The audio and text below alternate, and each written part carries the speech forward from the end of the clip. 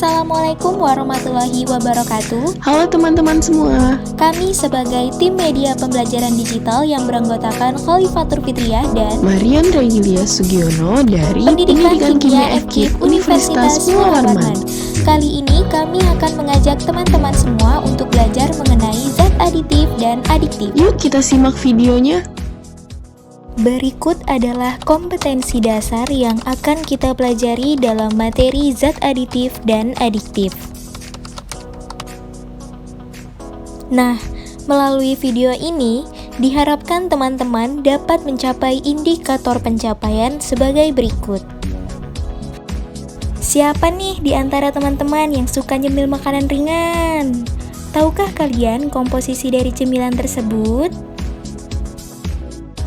Salah satu contoh cemilan yang banyak dikonsumsi adalah snack jagung seperti pada gambar. Snack tersebut mengandung monosodium glutamat dan tartrazin. Kedua zat itulah yang membuat cemilan terasa lebih lezat dan warnanya menarik. Nah, kedua zat tersebut merupakan zat aditif. Lalu, sering dijumpai di sekitar kita orang yang merokok. Tahukah kalian apa yang menyebabkan seseorang kecanduan merokok? Seseorang kecanduan merokok karena rokok mengandung nikotin. Nikotin adalah zat adiktif. Jadi, apa sih zat aditif dan adiktif itu?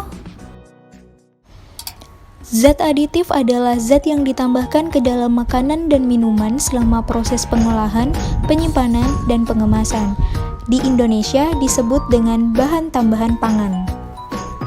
Tujuan penambahan zat aditif adalah memperlambat proses pembusukan, meningkatkan atau menjaga nilai gizi, memperkaya rasa, warna, dan penampilan. Zat aditif terdiri atas zat aditif alami dan zat aditif buatan. Zat aditif alami adalah zat aditif yang berasal dari sumber daya alam hayati yang memiliki nilai gizi sehingga tidak memiliki efek samping bagi tubuh. Sedangkan zat aditif buatan adalah zat aditif yang sengaja dibuat oleh manusia dengan tujuan yang sama namun tidak memiliki nilai gizi, sehingga apabila digunakan melebihi batas maka dapat membahayakan kesehatan. Zat aditif yang sering kita temui adalah pewarna, pemanis, pengawet, dan penyedap. Pewarna bertujuan untuk mempercantik tampilan makanan dan minuman. Contoh pewarna alami dapat dilihat pada tabel berikut. Selanjutnya adalah contoh pewarna buatan. Eits, kalian harus perhatikan bahwa ada pewarna buatan yang tidak boleh dikonsumsi oleh tubuh. Apa saja pewarna tersebut? Perhatikan tabel berikut. Zat aditif selanjutnya adalah pemanis. Pemanis digunakan untuk memberi rasa manis pada makanan. Pemanis alami diperoleh dari gula tebu, gula merah, madu, dan kayu manis. Sedangkan pemanis buatan yaitu aspartam, sakarin, kalium asesulfam, dan siklamat. Untuk menyimpan makanan dalam waktu yang lama dibutuhkan pengawet. Pengawet ada yang mencegah kerusakan makanan secara oksidatif, dan pengawet yang mencegah kerusakan makanan dengan menghambat pertumbuhan mikroba. Contoh pengawet alami adalah garam dapur, bawang putih, kluwak, dan asam. Sedangkan contoh pengawet buatan adalah asam sorbat, natrium benzoat, dan sulfit. Zat yang ditambahkan untuk menambah cita rasa makanan sehingga lebih enak disebut penyedap. Penyedap alami diperoleh dari rempah-rempah, kaldu ayam, dan tulangan. Sedangkan penyedap buatan contohnya adalah monosodium glutamat atau MSG.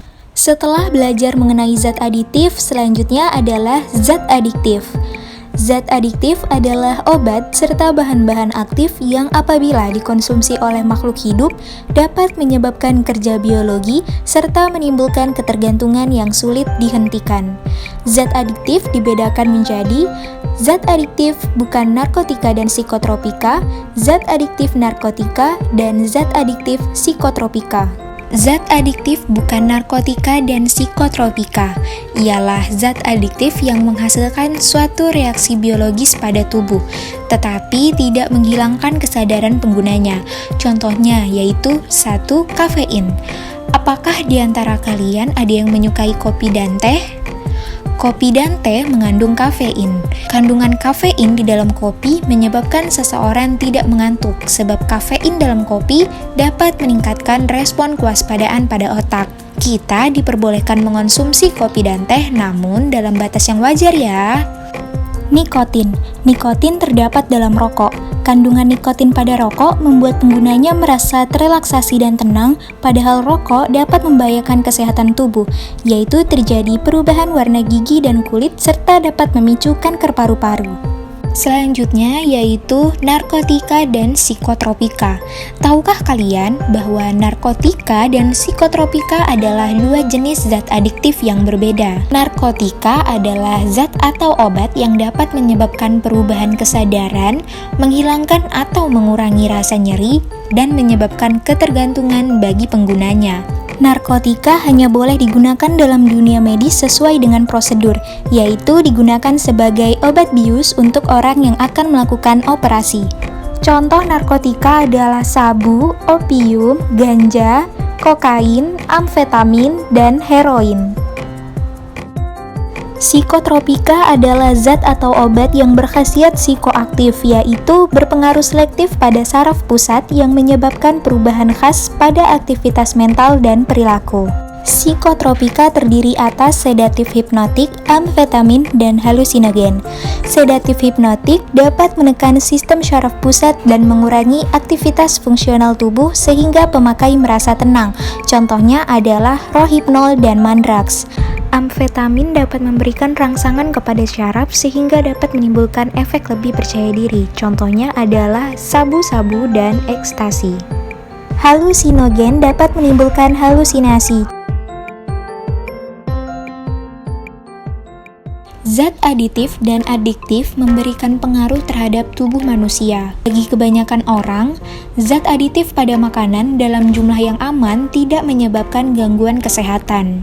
Namun, ada sebagian orang yang mengalami efek samping seperti batuk, pilek, sakit perut, diare, muntah, gatal-gatal, dan ruam pada kulit setelah mengonsumsi makanan yang mengandung zat aditif, dikarenakan orang tersebut memiliki reaksi alergi terhadap zat aditif tertentu atau terlalu banyak mengonsumsi zat aditif. Reaksi terhadap zat aditif ada yang bersifat ringan dan parah.